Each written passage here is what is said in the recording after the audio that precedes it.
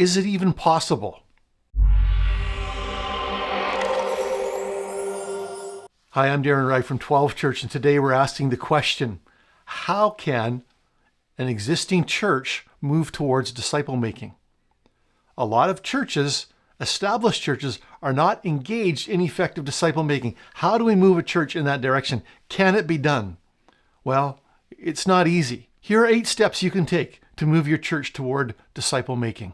Number 1, accept the Great Commission as your church's mission. Now, it is your mission.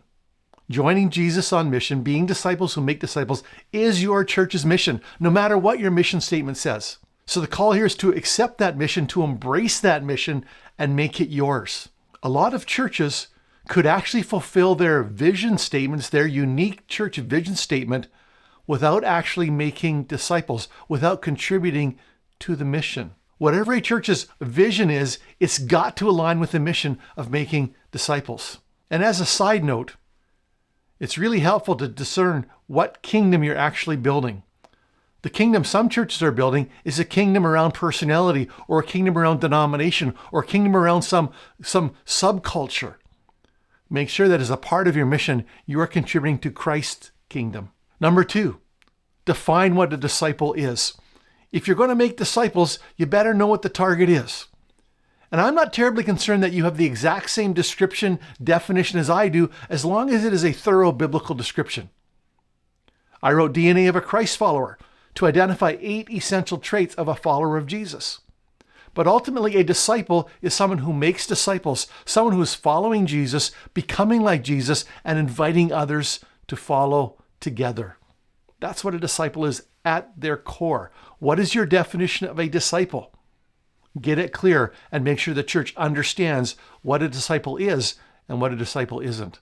Number 3, identify what does and doesn't contribute to that mission in the life of the church. Reallocate, perhaps, the resources poured into some of those big events into more organic and granular disciple-making activities. Here's the key question to ask of every ministry, every facet of the life of your church. Is this ministry bringing people to Jesus, or equipping people to bring people to Jesus, or making people more like Jesus in character to the point where they will join him on mission?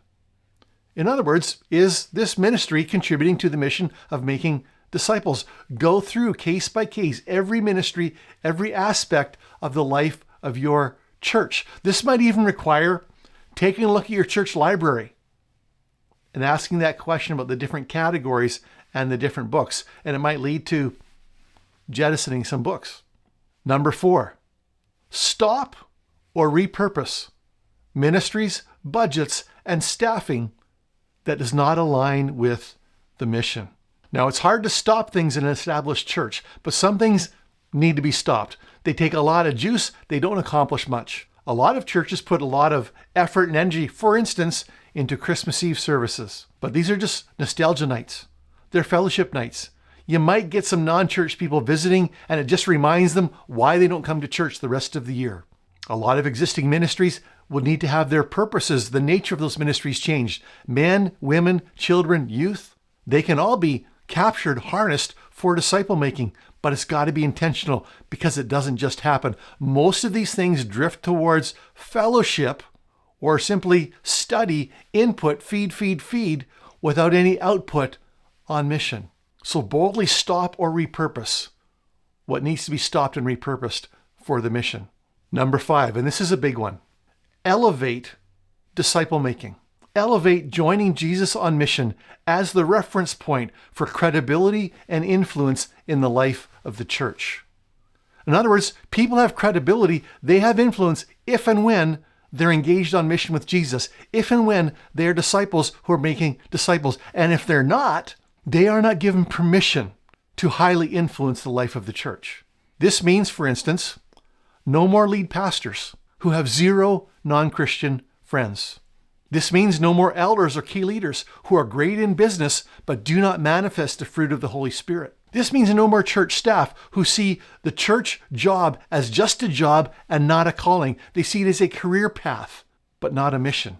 This means no more workers especially children and youth workers who are willing, warm bodies, but themselves are not disciples, with no interest in being disciples who make disciples.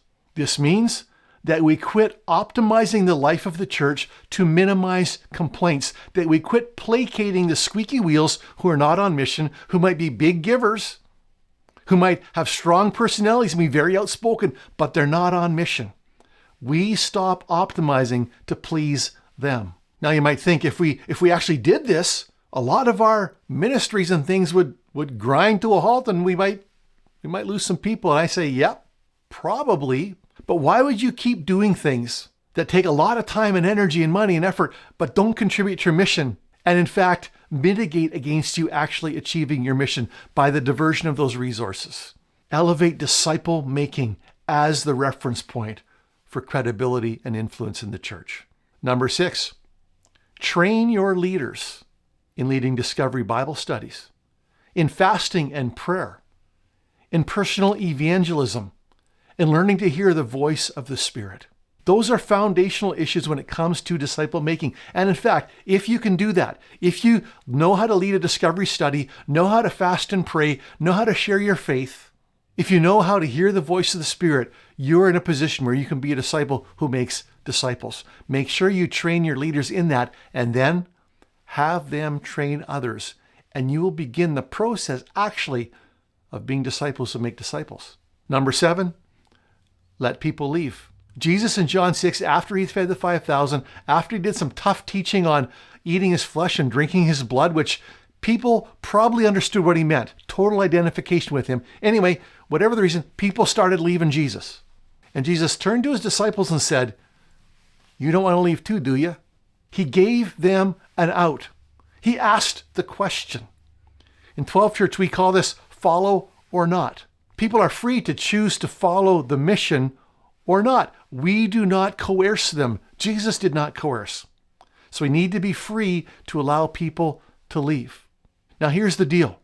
No matter what you do, you're going to lose people. In fact, if you decide that you're going to have a cultural Christianity level church that is comfortable, that meets the expectation of lukewarm Christians and the larger culture, you're going to lose people who want to engage on mission.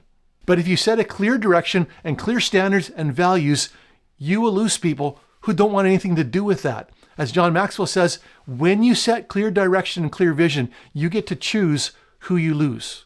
You're going to lose people anyway. Why not lose people who have no interest in joining Jesus on mission? Number 8, maintain a learning posture.